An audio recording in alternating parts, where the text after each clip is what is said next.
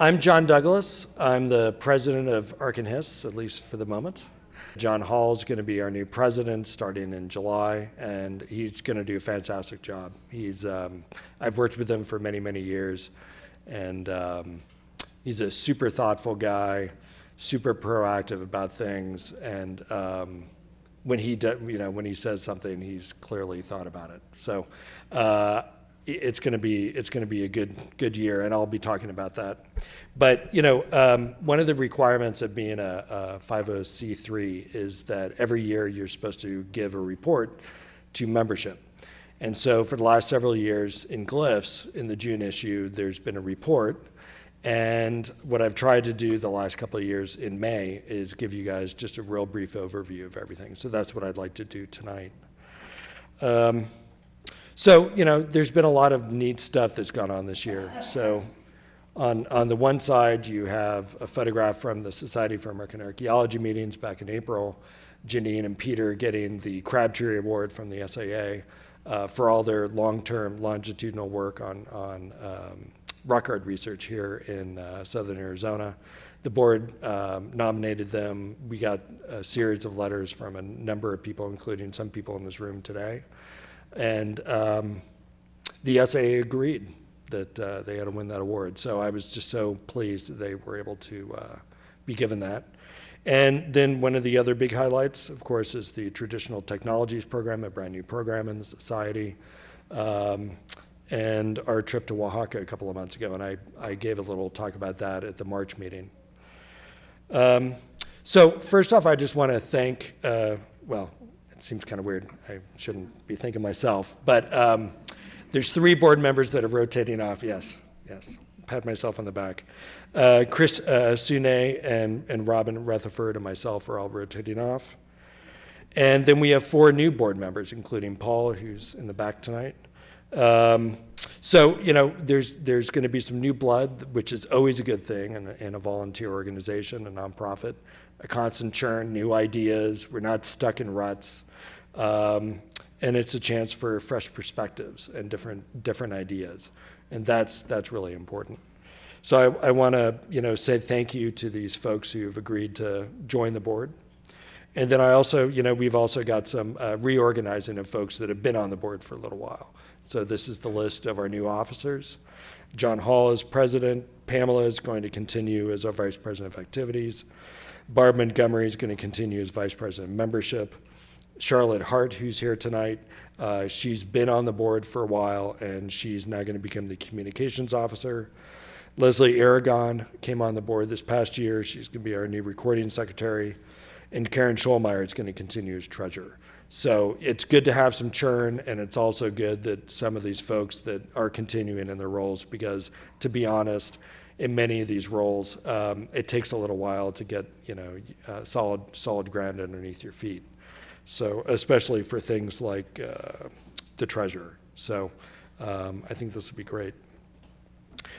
Just a real quick overview of some of our committees and what we've done.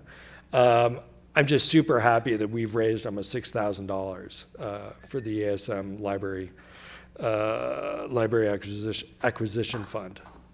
So we've done several book sales this year, and I believe that ASM uses that money to hire a student worker who has just done a fabulous job, and the library also gets first pick on the books before they go into the book sale.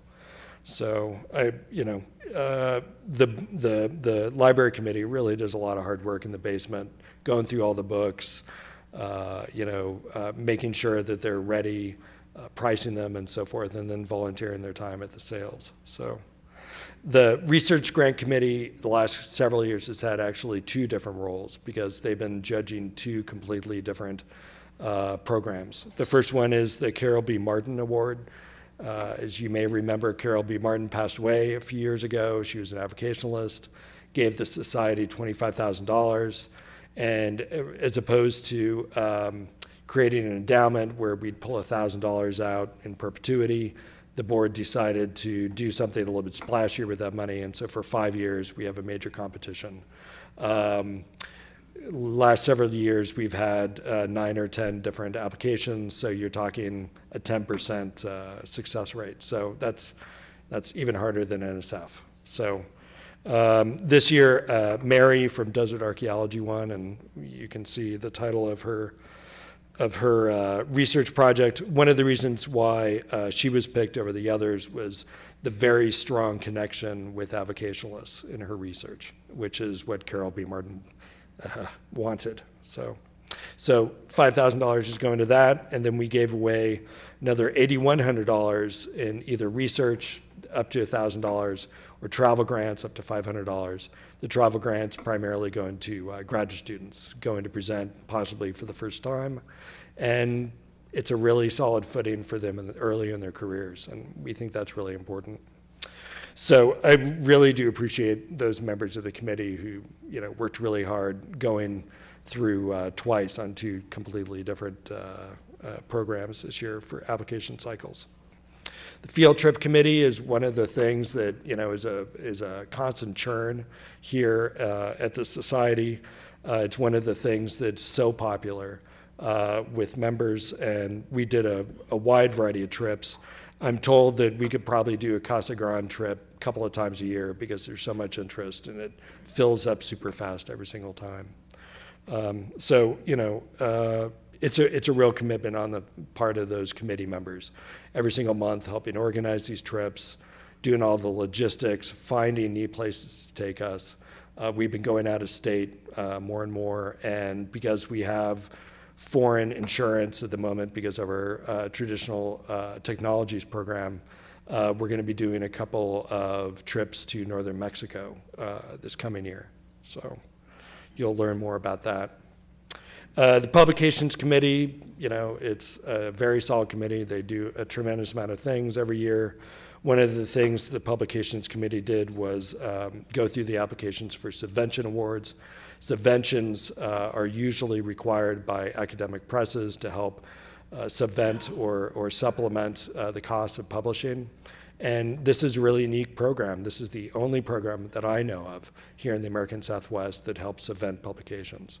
So this year we were able to give a total of $5,000 combined to 3 different books that are going to be coming out, 2 of which I know have already come out this past year. So, very timely in terms of getting money to support these very good publications.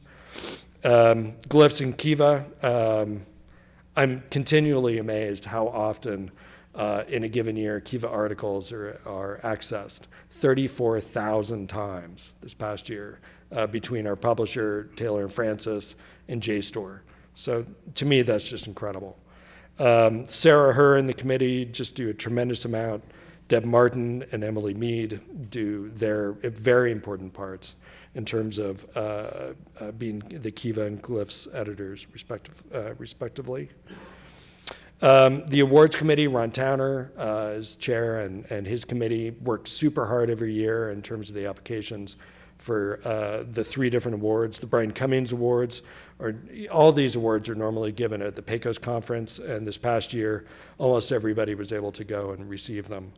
So Richard Ford and Malcolm Ebright won the Byron Cummings Award, and then we've got the Victor Stoner Award with TJ and Beth, and then the Alexander J. Lindsay Jr. Unsung Heroes Award, that's a mouthful, went to 2 very good people this past year. The Finance Committee, we're over $600,000 in our endowment, so we're able to use 4% of that every year, so we're up to $24,000 are being pulled out, and our endowment is growing at a much faster rate than that, so it continues to grow. And I really appreciate the Finance Committee and all their oversight and hard work, keeping an eye on the prize. The education, the Lewis Orell Bequest Curriculum Development Award, that was a brand new program. He left us a bunch of money about a decade ago, and it's continued to grow and grow, and so we're able to give up to $5,000 a year out of that fund for educational purposes. And so the entire 4th grade class from an elementary school was able to do a class trip to learn more about Native culture here in the American Southwest, and we're going to continue to grow that program. So we're very excited about that. Our traditional technologies program, with an anonymous, extremely generous donation for approximately 10 years, we're going to be able to fund sending a number of non-native scholars as well as tribal members either to an international trip to do intercultural exchange in the Americas, or go to visit museum collections that are the ancestors of tribal members. So our first inaugural trip was to Oaxaca. We brought a number of native artists from the American Southwest who are weavers, basket makers, and so forth, and a number of scholars to come together and do this intercultural exchange. I was able to go along as representative of the board, and it was a really fantastic and rewarding opportunity and experience for everybody. So I'm very excited about this program and what it's going to continue to do over the next 10 years, if not longer. And then I mentioned at the beginning Peter and Janine winning the Crabtree Award. And so in sum, we're really doing amazing things. We gave away over $25,000 in awards and grants this past year. People are giving money to the society because of the great things that we do as a group. And we're going to continue that on into the future. So thank you, and thank you for being a part of the society.